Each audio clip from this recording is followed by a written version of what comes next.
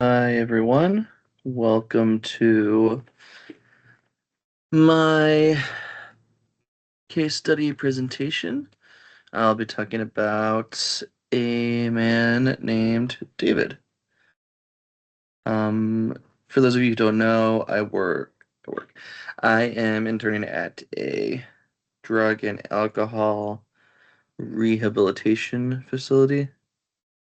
So, David is one of the patients there.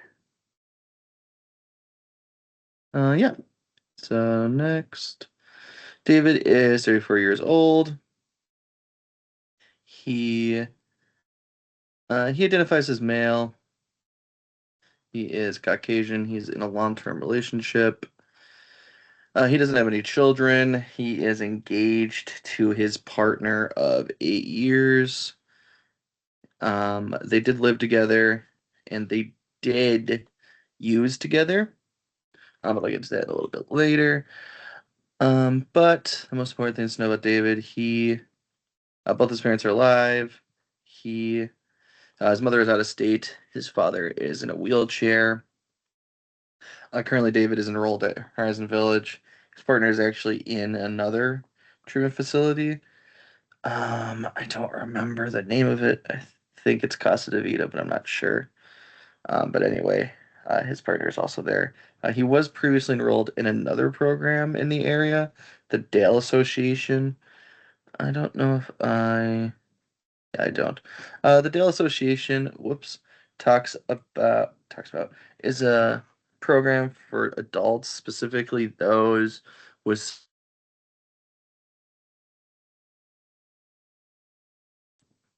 mental disability or some learning disorder, stuff like that. So they have groups talk about ways to improve their functioning, stuff like that. Always just improve in general, not specifically targeting like trauma or anything like that. But David was enrolled there. So looking at David's assessment, he was, like I said, previously enrolled at the Dale Association. His use actually is what got David discharged from there. He was using his drug of choice, crack cocaine, and he claims that it made him more focused, so more able to pay attention in groups. He had trouble staying awake, and it was very noticeable from staff and others. And so he would use crack as what he would say is a way to focus and kind of stay sharp and actually participate in groups and whatnot. David does present very childlike and lethargic. So when I say childlike, David very much looks for validation when he's talking. He he has a tendency to he'll say something and he'll kind of wait for you to acknowledge it in some way. So he'll talk about how something happened to him as a kid, right? And I'll say, yes, I hurt myself as a kid, and then my dad, yelled at me. And then the therapist or his counselor would say, oh, that sounds, really tough. And David would say, oh, it's actually worse than you think. It was actually worse, so much worse than that, because what really happened was, and he'll kind of try to really get you to feel sorry for him and really look for you to say, oh my gosh, I can't believe you had to deal with all that. That really a very attention-seeking kind of behavior. And when I say lethargic, I'm assuming you all know what lethargic means, but when in the case of David, he really does move slowly. He talks slowly. He kind of he's tired in everything he does. When he moves, it's very slow. When he's walking, when he's moving his hand to do something, and he constantly looks like he's falling asleep or does fall asleep. He's also an unreliable narrator. David will change his story as he's telling it. He'll say that when he was 9, he drank for the first time, for example. That's not true, but just as an example. He'll say that, and then he'll say later, oh, yeah, and then I had my first drink at 15. And you'll think, didn't you say earlier it was 9? And he'll do that a lot with his stories where he'll say stuff, and then as he's talking later, it'll contradict something he previously said. And if you call him out on it, he'll say, no, it's what I was just saying. So yeah. But some strength to David, give him some credit. He does display a lot of empathy. He's very good at looking at others and how they need help and what he can do for them.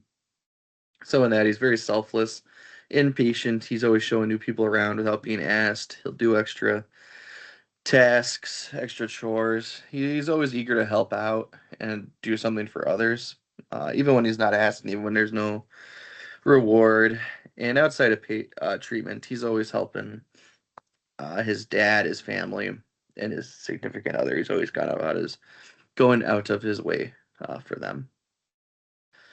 Presenting problem: David has been diagnosed with cocaine dependence, uncomplicated, according to the APA, the DSM-5. He is unable to abstain from crack cocaine. Like I was saying earlier, that use is actually what caused him to leave the Dale Association. They forced him to leave. He didn't choose to leave because David was constantly using and it was becoming noticeable. Uh, he has numerous medical issues. He has he hurt his wrist. I'm not sure how the story is unclear, but he's hurt his wrist. He's got deviated septum, so he's got trouble breathing. He's got some skin issues, some psoriasis going on. He's got some sleep apnea and probably others, but he's got a myriad of medical issues going on. And he also has mental health issues, so he's not diagnosed formally with anything such as depression or anxiety, but he does display symptoms of them according to the PHQ-9 and the GAD-7. He displays symptoms of depression and anxiety, and he's also being diagnosed. This is the only other formal diagnosis David has received. He was diagnosed with ADHD when he was younger, which did lead to some trauma where he was over medicated constantly. That was just how they dealt with any issue with David. Is, oh, he probably needs more medication or different medication. So with David, there's been discussion for EMDR as a way for treating stress disorders. With David, he's mentioned some trauma, not just with the overmedication, but also at the hands of his father. But due to him being an unreliable narrator, it's hard to nail down specifics. He doesn't like talking about it. He'll slip up sometimes and mention something, and when you ask him about it, then he doesn't want to talk about it. But Corey does talk about how EMDR can be useful for treating stress disorders, particularly PTSD. And while David doesn't formally at the moment have a diagnosis for it, it would be helpful to maybe dig into some of that trauma that he clearly has and see if see if there's any change that can be made from there. Going a little further, Corey 2023 talks about how behavioral therapy groups and even individual sessions, but behavioral therapy in general can be helpful with some of the symptoms that David has expressed, such as his depression and anxiety. When you look at things like CBT, there are a lot of, I know we all know, but there are a lot of parts of that are really geared toward those specific mental health issues, and it can help people.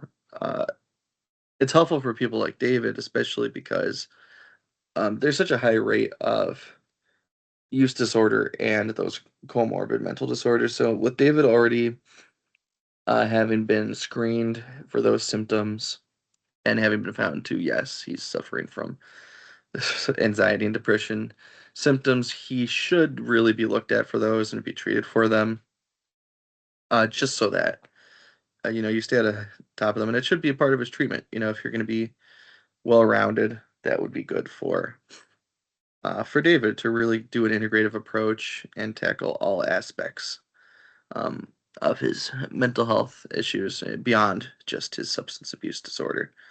And I wrote down try psychoanalytic because I think David might benefit from a session or two of just free association. Like I said before, he can be an unreliable narrator, but he does sometimes, I say slip up because I think he's being guarded on purpose. So I think when he does slip up, he is giving you more insight into his past traumas that have led him to treatment. So I think with free association, you can kind of get him to unleash some of that subconscious thoughts that are there that he's keeping sometimes consciously, maybe not, suppressed or repressed. And I think, trying out that technique could be very beneficial for then expanding his treatment accordingly and actually tackling the root of his issues. In conclusion, it's just a very complex case. David is kind of resistant to treatment, like I said, consciously or not. And there's also so much just going on from the substance abuse, the past traumas with his father, be that with over medication or some physical abuse, and the physical health issues that David is suffering with his breathing, his sleeping, his arms. There's a lot going on with David, and I think that that really speaks to why the integrated approach would be so helpful because for someone like David with so much going on, you really want to do a well-rounded approach, take everything into consideration, which is why CBT is so good because it really does say, hey, all this feeds into each other. And I think David could really benefit from that. And I think that with someone so resistant to treatment, it's important to acknowledge that and just know that sometimes you're just dropping gems in session. That's a term I've heard a lot in my field placement, where sometimes maybe not in the moment that you're not going to get the person to change. In the case of David, it's tough to say with someone who is so reluctant to treatment that they're actually going to get as much out of it as you want them to. But if you can just provide them those little glimpses of, hey, here's some wisdom that maybe you can relate to, or maybe you can't, but I'm giving it to you as a tool in your toolbox, whether you use it or not. And you just try and keep that mindset. And I think that for David, that would go a long way. But that is everything, just my references. So thank you very much. And if you have any questions, please just let me know. Thank you.